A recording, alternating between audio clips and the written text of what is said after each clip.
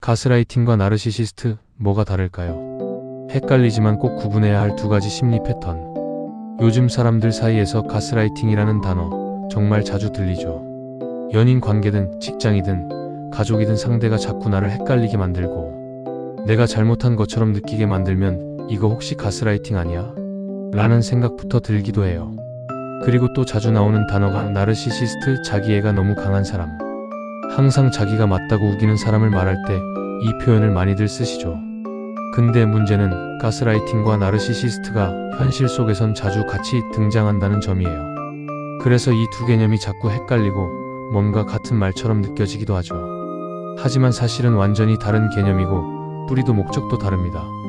가스라이팅은 간단히 말하면 상대방의 현실 감각과 판단력을 흐리게 만드는 심리적 조작이에요.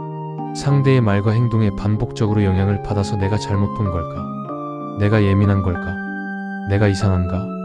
이런 식으로 자기 확신이 깨지고 자존감이 낮아지는 상태로 이어집니다. 영화 가스등 게슬라이트에서 유래된 용어인데요. 등불이 깜빡이는데도 남편이 그거 내 착각이야 라고 계속 부정하면서 아내가 점점 스스로를 믿지 못하게 되는 장면이 대표적이에요.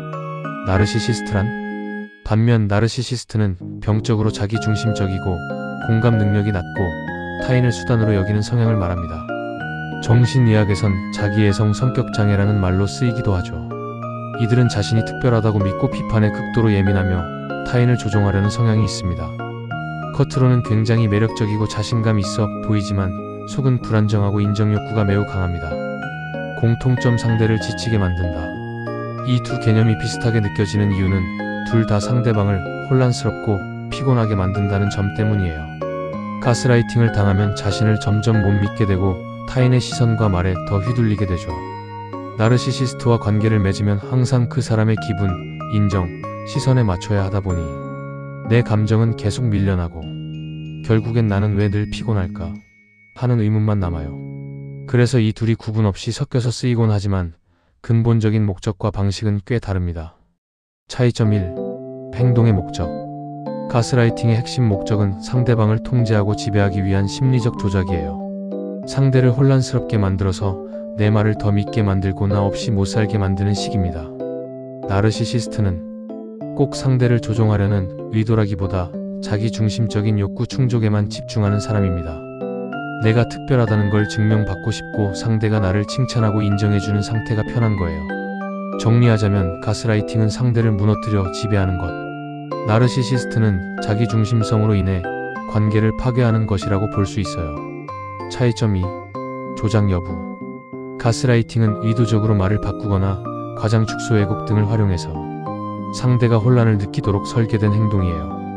즉, 계획적인 조작이 포함되어 있는 경우가 많아요. 나르시시스트는 꼭 계산적인 조작은 아닐 수 있어요. 그들은 자신이 옳다고 정말 믿고 있는 경우가 많기 때문에 본인이 남을 힘들게 하고 있다는 사실조차 인식하지 못하기도 해요. 차이점 3. 피해자의 심리. 가스라이팅을 당하면 자존감이 깎이고 판단력에 혼란이 오고 자기 부정이 생깁니다. 시간이 지날수록 스스로를 못 믿게 되고 결국 상대가 하자는 대로 끌려다니게 돼요. 나르시시스트와 관계를 맺으면 내가 늘 부족한 사람처럼 느껴지고 인정받으려고 애쓰는 쪽이 나인 것 같고 관계 안에서 내 감정은 중요하지 않게 됩니다. 하지만 한편으론 왜 이 사람이 이렇게 행동하지? 의심하고 분석하는데 에너지를 쓰게 되죠. 실제로는 둘이 섞여 있을 때가 많아요. 현실에서는 나르시시스트가 가스라이팅을 하는 경우도 많습니다. 자신의 우월감이나 인정 욕구를 채우기 위해 상대에게 내가 이상한 거야, 너는 원래 그런 성격이잖아 같은 말을 하면서 상대가 스스로를 의심하게 만들고 결국 그 관계에서 벗어나지 못하게 하기도 하죠. 그래서 이 둘은 명확히 선을 긋기보다는 한쪽이 다른 쪽을 도구처럼 활용하는 경우도 많습니다. 그렇다면 어떻게 대처해야 할까요? 혼란스러울수록 메모하거나 정리해보세요. 그때 그 사람이 뭐라고 했는지, 내가 어떤 감정을 느꼈는지 써보면 상대의 말에 휘둘리지 않고 내 감정에 귀 기울일 수 있어요.